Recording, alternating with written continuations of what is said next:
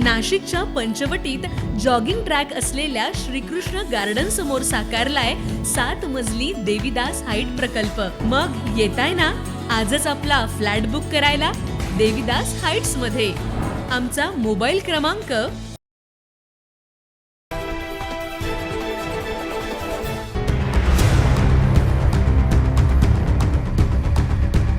नाशिकच्या मीनाताई ठाकरे स्टेडियम इथं आयोजित खुल्या गटातील ॲथलेटिक्स स्पर्धांवरून आता मोठा वाद निर्माण झाला आहे असं पाहायला मिळतंय।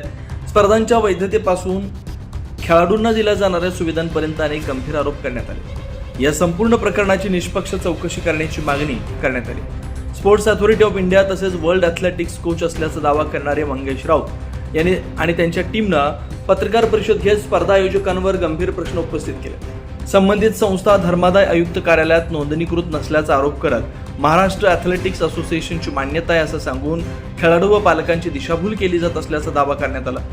खेळाडूंकडून 500 ते 1000 रुपयांपर्यंत प्रवेश शुल्क आकारले जात असल्याचा आरोप आहे। त्या बदल्यात आवश्यक सुविधा दिल्या जात नसल्याची तक्रार करण्यात आली।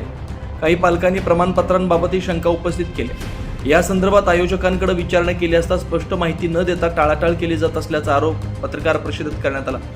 दरम्यान आयोजकांकडून नाशिक जिल्हा ॲथलेटिक्स असोसिएशनची अधिकृत परवानगी तसेच संस्थेचे धर्मादाय नोंदणी प्रमाणपत्र सार्वजनिक करण्याची मागणी करण्यात आली।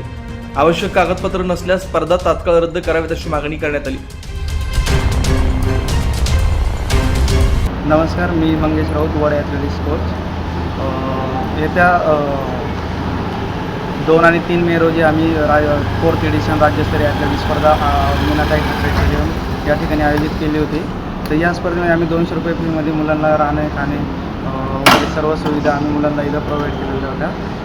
आणि आमची ही जी नाशिक ॲथलेटिक्स फाउंडेशन संस्था आहे ही चॅरिटीला रजिस्टर आहे आणि आम्ही रजिस्टरच्या अंतर्गत आम्ही ही स्पर्धा कंडक्ट केली होती आणि आपली पत्रकार परिषद पण झाली होती। मागे सर्व पत्रकार उपस्थित पण होते आपल्या स्पर्धेसाठी। तर आपल्या क्रीडा अधिकाऱ्यांनी पण उल्लेख केला होता की जास्तीत जास्त खेळाडूंनी सहभाग नोंदवा।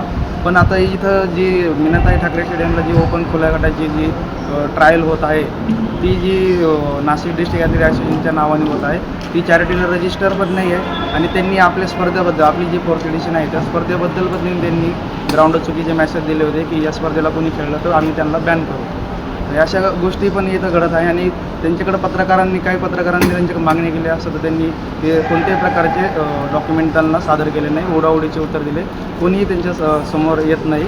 आणि पत्रकारांचं असं ओढाओढीचे उत्तर देणं म्हणजे याचा अर्थ असा आहे काही अनलिगली आहे। यांनी अशा स्पर्धा कंडक्ट करून आणि स्वतः आम्ही आशियानचे कोर्टामध्ये आमची केस चालली, आम्ही स्वतः मेंबर आहे आणि आम्हाला माहिती आहे का आपण चॅरिटेबल रजिस्टरमेंट आपण स्पर्धा का कंडक्ट करतो। तरी यांनी याचं उत्तर पण दिलं नाही आणि या सगळ्या गोष्टी अशा प्रकारे उघड होत आहे आणि या अशा स्पर्धांना स्थगिती आणणं खूप गरजेचं आहे, नाही तर असं खेळाडूंचं नुकसान होत राहील।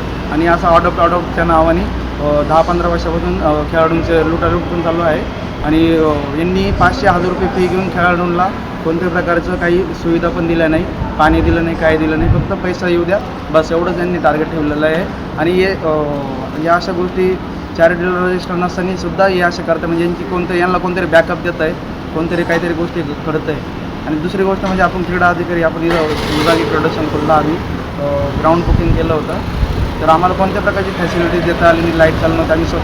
आम्ही स्वतः खर्च करून आम्ही साफसफाई केली, ग्राउंडची वगैरे बाथरूम वगैरे क्लिनिंग केले। आणि मागच मी आता एक व्हिडिओ व्हायरल केली माझी इंस्टाला वगैरे आता व्हिडिओ इंजेक्शनची, तर बाथरूम पूर्ण भरलेले होते इंजेक्शनने, तर ते पण आम्ही ओपन केलेलं आहे। पण इथं कोणत्याही क्रीडा अधिकाऱ्याची असं कोणत्या प्रकारचं असं रिस्पॉन्स दिसत नाही आणि टाळाटाळी उत्तरं देते असं, आणि पत्रकार लोकांना पण असं उत्तरं देऊ नाही राहिले। तर अशा स्पर्धेवर पण आणि अशा जे क्रीडा अधिकारी यांच्यावर पण थोडं विचार करून यांच्यावर काही त्यांनी निर्णय घेतला पाहिजे।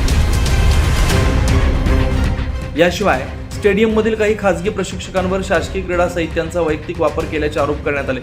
खेळाडूंना मैदान, पिण्याचं पाणी, स्वच्छता, प्रकाश व्यवस्था यांसारख्या मूलभूत सुविधांचा अभाव असल्याचा दावा करण्यात आला।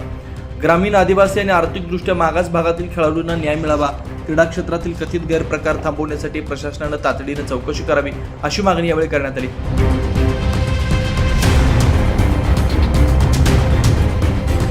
9 न्यूज महाराष्ट्रासाठी प्रतिनिधी अनिल केदारे, नाशिक।